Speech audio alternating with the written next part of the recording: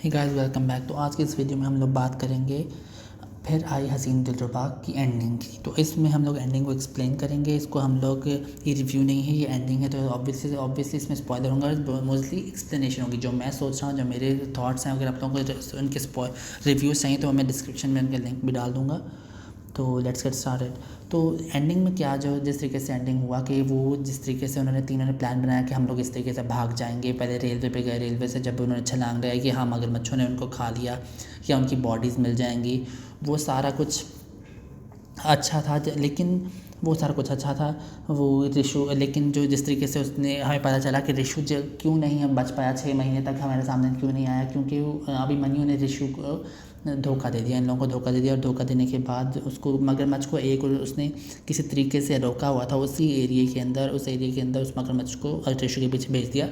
अब रिशु कैसे बचा? रिशु ने अपना जो हाथ, उसका टूटा हुआ हाथ था, जो उसका कटा हुआ हाथ का, जो प्लास्टिक का, जो लकड़ी का, जो उनका आर्टिफिशियल हाथ था, उसने आर्टिफिशियल हाथ अपना मगरमच्छ के ऊपर फेंक के मगरमच्छ को किसी तरीके से उससे डिस्ट्रैक्ट किया, उसके मुंह में डाला, उसको मुंह में मारा और वहाँ से उसने तैरना शुरू कर दिया। अब हमें तो पता है कि ऋषि को तैरने की प्रैक्टिस हो चुकी है एक हाथ से, क्योंकि उसने बचा ही पिछली मूवी में इस वजह से था क्योंकि वो तैरा था उस सारे पानी के अंदर से।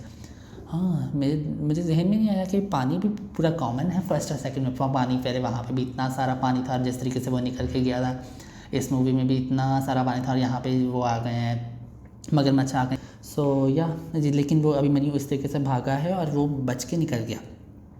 रानी और अभिमन्यु ने अपनी शादी को एक और चांस देने की कोशिश कर ली और वो अलग रह रहे थे जब रानी को ये सारी सच्चाई पता चली है। दिनेश पंडित के सारे डायलॉग्स यूज़ हुए हैं पूरे उसको करने के लिए, अपने कॉन्वर्सेशन करने के लिए, बिना किसी कोड वर्ड ऐसे कॉन्वर्सेशन में, ताकि पता ना चले और कोड वर्ड में, और उसको पता चला। और जिस तरीके से उन दोनों ने फिर प्लान बनाया कि हम लोग ये अभिमन्यु को पुलिस से गिरफ़्तार करा देंगे, उसे गिरफ़्तार करने की बात करेंगे और उसको गिरफ़्तार करा दिया पुलिस से अभिमन्यु को, और वो दोनों वहाँ से भाग गए।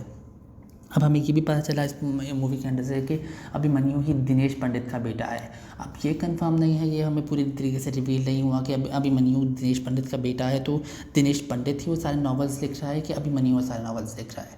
क्योंकि इस मूवी में हमें ये भी क्योंकि दिनेश पंडित तो पहले ही मर चुका था, ये सारे नॉवेल्स जो हैं वो अब दिनेश पंडित के मरने के बाद पब्लिश हो रहे हैं।